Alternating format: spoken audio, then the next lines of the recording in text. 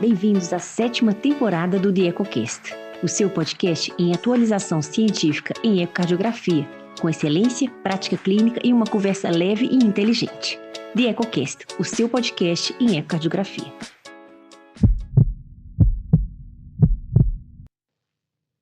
Durante muitos anos, a avaliação ecocardiográfica da estenose mitral foi baseada principalmente na planimetria bidimensional e no pressure half time.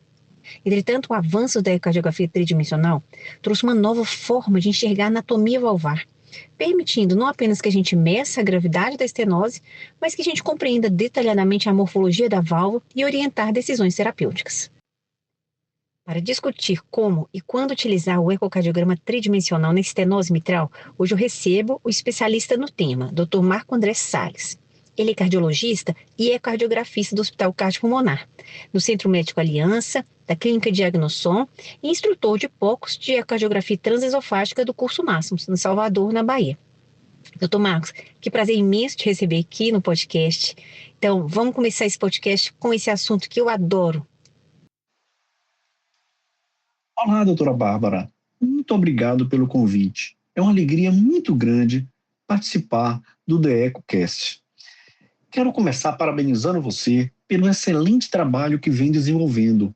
O The EcoCast se consolidou como um espaço de atualização científica de altíssimo nível, sempre trazendo discussões relevantes de uma forma leve, objetiva e extremamente agradável. É um conteúdo que aproxima especialistas, estimula o pensamento crítico e contribui muito para a formação e atualização de quem trabalha com imagem cardiovascular. Também gostaria de agradecer ao DIC pelo incentivo permanente à educação continuada, por apoiar iniciativas como esta, que levam conhecimento de qualidade para tantos colegas em todo o país. Para mim, é uma satisfação muito especial conversar sobre um tema pelo qual tenho enorme entusiasmo. A estenose mitral sempre foi uma doença fascinante do ponto de vista ecocardiográfico. E nos últimos anos, a ecocardiografia tridimensional mudou profundamente a forma como passamos a compreendê-la. Hoje, ela não nos permite apenas medir uma área valvar com mais precisão. Ela nos ajuda a entender a anatomia da doença, interpretar seus mecanismos e, principalmente, individualizar a melhor estratégia terapêutica para cada paciente. Espero que a nossa conversa seja útil tanto para quem utiliza o Eco 3D na rotina, quanto para aqueles que estão começando a incorporá-la na prática clínica. Se conseguirmos, ao final deste episódio, despertar um novo olhar sobre a estenose mitral e mostrar como a compreensão da anatomia pode transformar a tomada de decisão, tenho certeza de que já teremos cumprido o nosso objetivo. Bem, então vamos começar. A estenose mitral continua sendo, claro, uma doença extremamente relevante, seja na sua forma reumática ou degenerativa. Bem, na sua visão, quais são as principais limitações dessa avaliação tradicional, baseada apenas em parâmetros hemodinâmicos? E por que a compreensão anatômica real da válvula tornou-se tão importante para o manejo moderno desses pacientes? Explica para a gente. Essa pergunta é realmente muito interessante, doutora Bárbara, porque ela traduz exatamente a evolução da ecocardiografia nas últimas décadas. Durante muito tempo, nós avaliávamos a estenose mitral quase que exclusivamente por parâmetros hemodinâmicos, como o gradiente médio transmitral e a área valvar estimada pelo PHT. Esses métodos continuam sendo extremamente importantes e fazem parte da avaliação de todo paciente. No entanto, com o passar dos anos, fomos percebendo que eles nem sempre explicavam toda a história. O gradiente transmitral, por exemplo, é influenciado pelo fluxo cardíaco, pela frequência cardíaca, pelo débito cardíaco e pela complacência das câmaras esquerdas.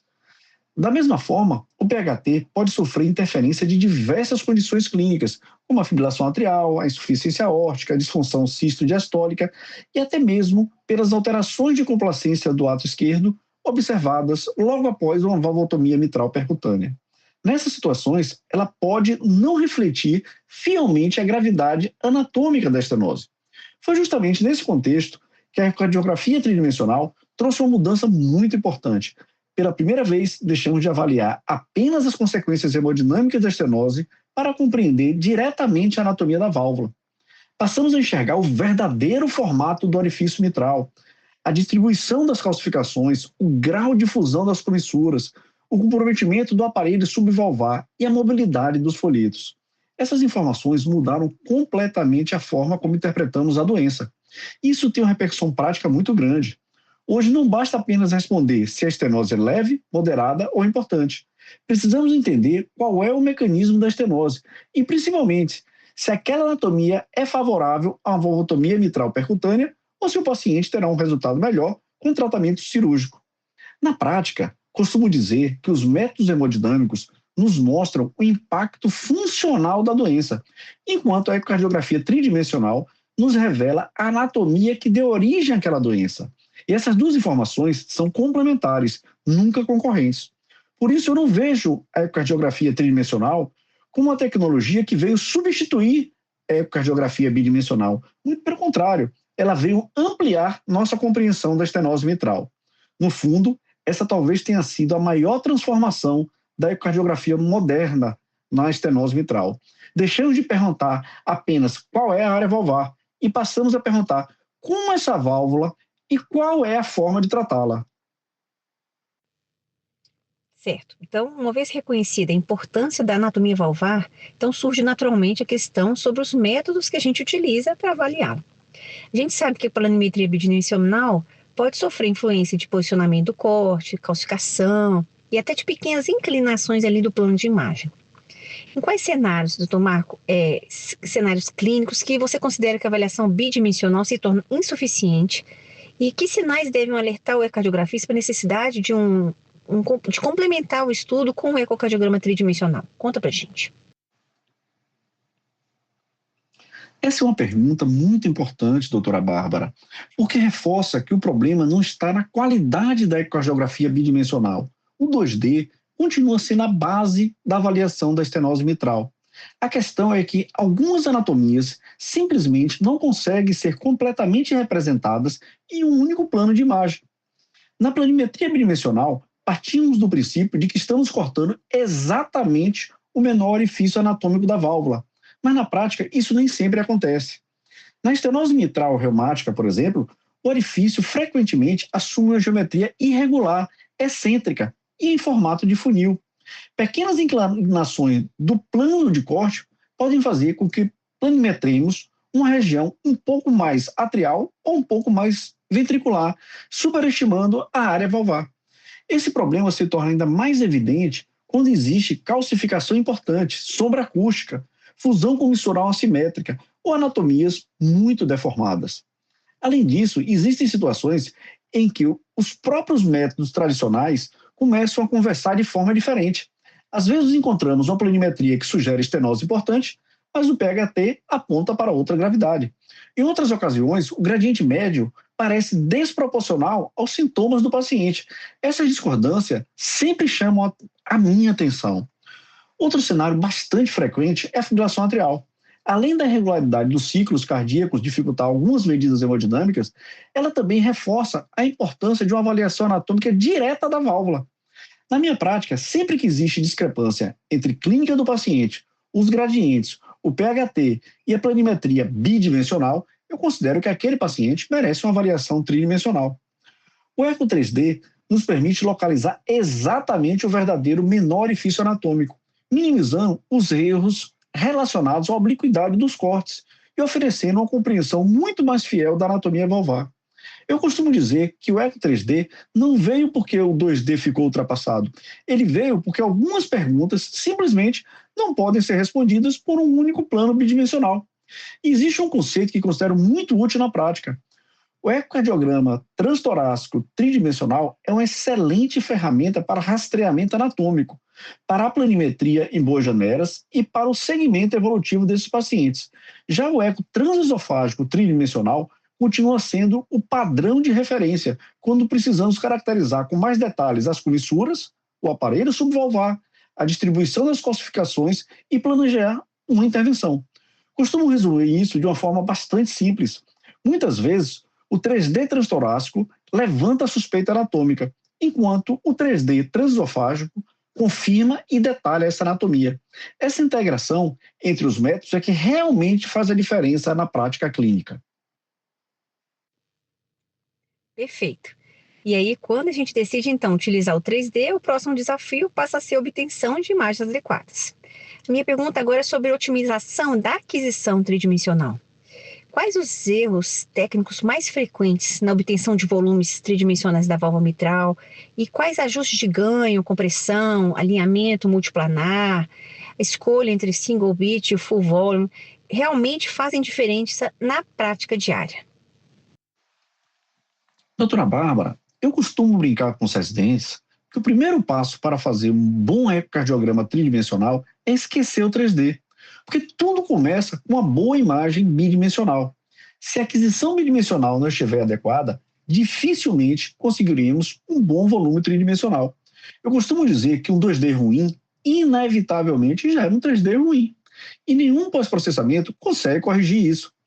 Depois dessa etapa, alguns detalhes técnicos fazem toda a diferença. O primeiro deles é trabalhar sempre com a menor caixa tridimensional possível. Quanto menor o setor e menor a profundidade, maior será a resolução temporal. Na análise da estenose mitral, procuro manter um volume rate acima de 20 volumes por segundo, porque abaixo disso começamos a perder qualidade para realizar uma planimetria confiável. Na maioria dos pacientes, utilizo o modo 3D Zoom, porque ele oferece excelente resolução espacial e temporal para análise da válvula. Habitualmente realiza aquisições de 4 a 6 batimentos em apneia, procurando sempre aquele momento no final da expiração e que existe uma menor movimentação respiratória. Isso melhora bastante a qualidade do volume adquirido. Entretanto, quando estamos diante de um paciente de fibrilação atrial ou qualquer outra arritmia, minha preferência são por utilizar batimentos únicos. Dessa forma, evitamos os conhecidos artefatos de stitching, que pode comprometer completamente a reconstrução tridimensional. Outro ponto absolutamente fundamental é o alinhamento multiplanar. Na verdade, eu considero esse o segredo da planimetria tridimensional. Utilizo a reconstrução multiplanar para alinhar cuidadosamente os planos sagital e coronal paralelos ao fluxo mitral, no 4 câmaras, e posiciono o plano transversal exatamente no topo das cúspides, durante a diástole, no momento de maior abertura valvar. Esses detalhes parecem simples, mas talvez sejam um dos maiores responsáveis pela acurácia da planimetria. Na estenose mitral, poucos milímetros de obliquidade podem mudar completamente a área valvar medida. Depois da aquisição, dedico bastante atenção ao pós-processamento. Independentemente do equipamento utilizado, procuro sempre encontrar um equilíbrio entre ganho, compressão e transparência do tecido. Ganho excessivo faz a válvula parecer mais espessa do que realmente é. Ganho insuficiente pode apagar tecido importante. O objetivo é obter uma interface sangue-tecido bem definida, preservando toda a anatomia dos folhetos e das comissuras. Mas se eu tivesse que resumir toda essa parte técnica em uma única mensagem, seria assim: o pós-processamento melhora uma boa aquisição. Ele nunca salva uma aquisição ruim. Por isso, eu sempre incentivo quem está começando no 3D a investir mais tempo aprendendo a adquirir bons volumes do que aprendendo novas ferramentas de software. Quando a aquisição é bem feita, praticamente todo o restante da análise se torna muito mais simples. Exato. E é muito gostoso a gente ir aprendendo, testando, melhorando a qualidade de imagens, né?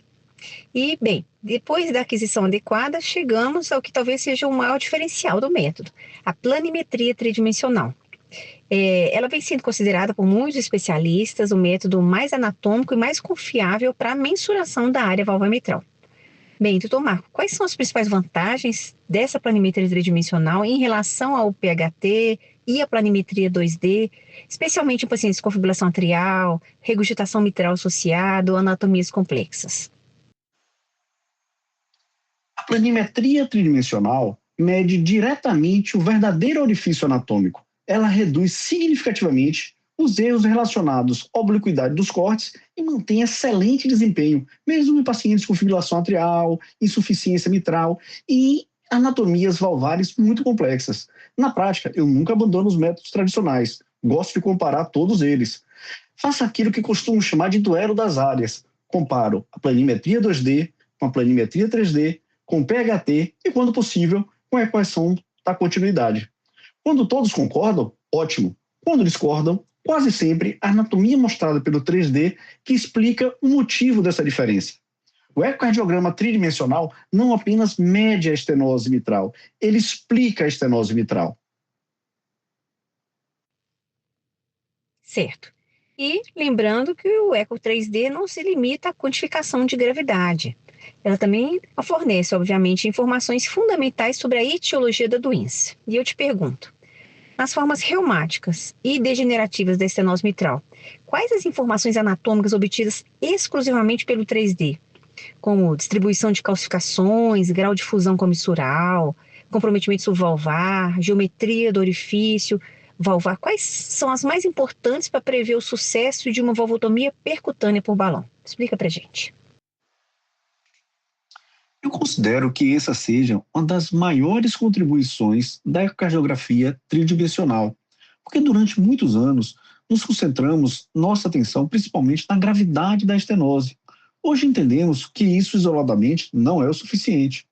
Quando pensamos em uma valvotomia mitral percutânea, a pergunta mais importante deixa de ser apenas essa válvula é grave e passa a ser essa válvula tem uma anatomia favorável para ser tratada com balão? É exatamente nessa resposta que o 3D faz toda a diferença. Historicamente, o score de Wilks representou um enorme avanço e continua tendo seu valor. Mas vale lembrar que ele foi desenvolvido em uma época que não dispunhamos da ecocardiografia tridimensional. Ele avalia espessamento dos folhetos, mobilidade, calcificação e o comprometimento subvalvar, mas praticamente não analisa de forma detalhada aquilo que hoje sabemos ser um dos principais determinantes do sucesso da valvotomia, as comissuras. Foi justamente por isso que os trabalhos posteriores mostraram que duas válvulas com o mesmo score de Wilks pode ter resultados completamente diferentes após a intervenção. E o motivo muitas vezes está na anatomia comissural. Com a cardiografia tridimensional, conseguimos avaliar com muito mais precisão a extensão da fusão das comissuras, identificar se essa fusão é simétrica ou assimétrica, reconhecer calcificações localizadas exatamente nas comissuras, analisar a mobilidade dos folhetos e caracterizar o comprometimento do aparelho subvalvar com muito mais riqueza de detalhes. Além disso, o 3D permite compreender a geometria do orifício mitral de uma forma que simplesmente não era possível com a ecocardiografia bidimensional. Nós deixamos de imaginar a anatomia e passamos a observá-la diretamente. Na doença reumática, por exemplo, essa avaliação é extremamente útil. Conseguimos identificar o clássico aspecto em funil, a fusão comissural, o comprometimento progressivo das cordas tendíneas e a redução da mobilidade dos folhetos. Já na estenose mitral degenerativa, observamos um padrão completamente diferente, caracterizado por calcificação exuberante do anel e da base dos folhetos. Importante sobre a acústica, uma geometria mais tubular, e, diferentemente da doença reumática, a ausência de fusão comissural significativa. Essas diferenças anatômicas têm impacto direto na escolha do tratamento. É justamente por isso que considero tão importante os conceitos trazidos pelos trabalhos de Sutaria e posteriormente de Nunes, que ampliaram nossa visão além do score de Wilks e chamaram a atenção para o papel decisivo das comissuras na seleção dos pacientes.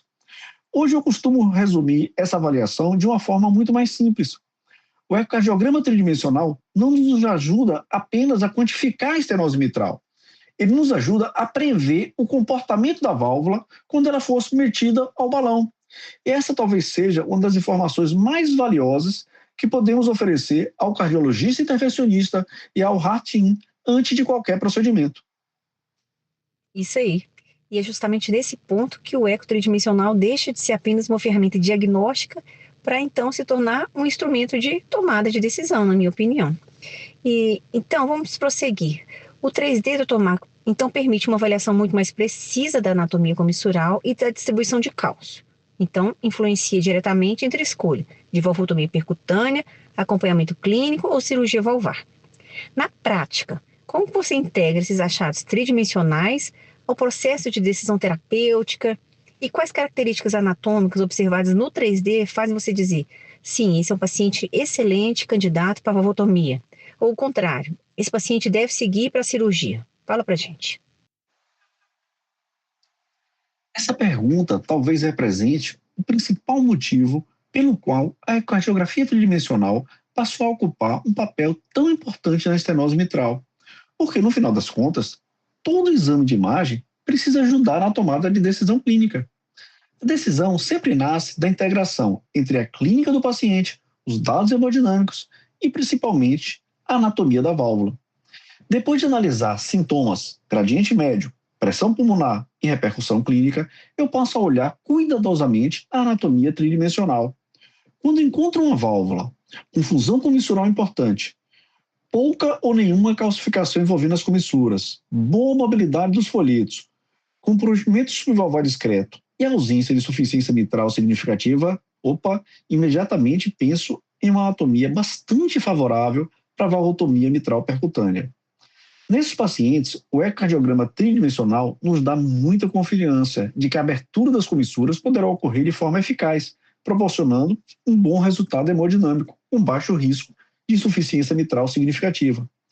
Por outro lado, quando observo calcificação extensa das comissuras, retração importante dos folhetos, perda significativa da mobilidade, comprometimento subvalvar avançado ou insuficiência mitral associada, sei que a probabilidade de um bom resultado com balão diminui bastante.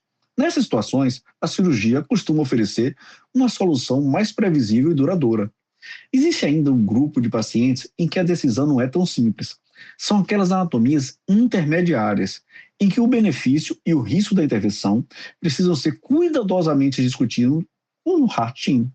E justamente nesses casos, o ecocardiograma tridimensional costuma fornecer informações que muitas vezes fazem a diferença na decisão final. Eu gosto de dizer que a área valvar nos mostra a gravidade da doença, mas é a anatomia tridimensional que nos mostra a viabilidade do tratamento. É por isso que hoje a ecocardiografia tridimensional deixou de ser apenas um exame de quantificação e passou a ser um verdadeiro exame de planejamento terapêutico. Na prática, antes de encaminhar um paciente para a sala de hemodinâmica, eu procuro responder mentalmente 3 perguntas muito simples. Existe fusão comissural suficiente para que o balão tenha efeito? Existe calcificação comissural que possa limitar a abertura da válvula ou aumentar o risco de insuficiência mitral? O aparelho subvalvar e a mobilidade dos folhetos permitem esperar um bom resultado? Quando essas respostas são favoráveis, normalmente estamos diante de um excelente candidato à valvotomia. Quando elas não são, provavelmente estaremos oferecendo mais benefício ao paciente discutindo uma abordagem cirúrgica.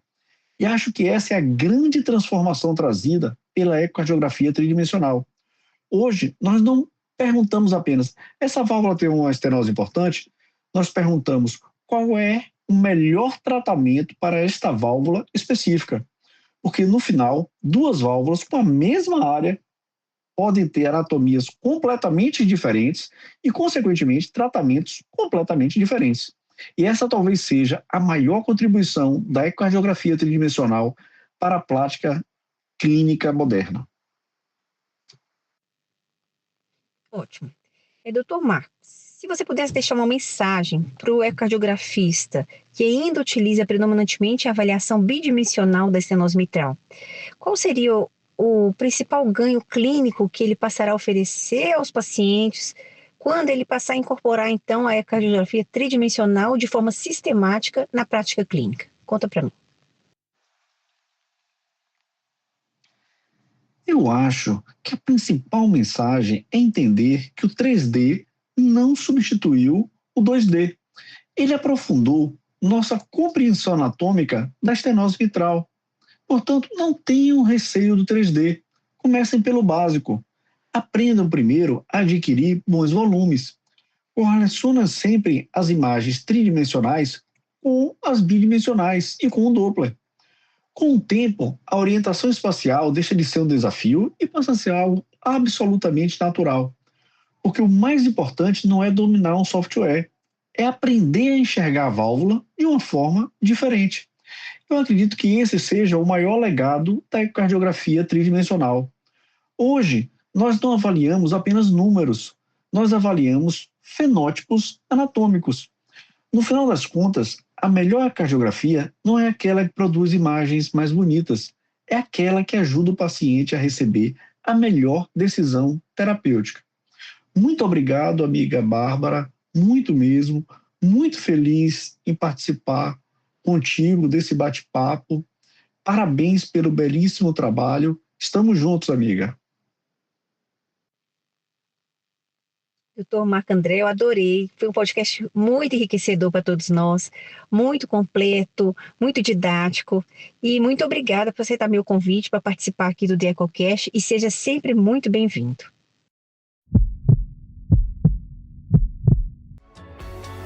E assim chegamos ao final de mais um episódio do The EcoCast. Espero que vocês tenham encontrado informações valiosas. Lembre-se de seguir nosso podcast nas principais plataformas de áudio e no Instagram. E compartilhe com seus amigos, colegas e familiares. Até a próxima e continue nos acompanhando.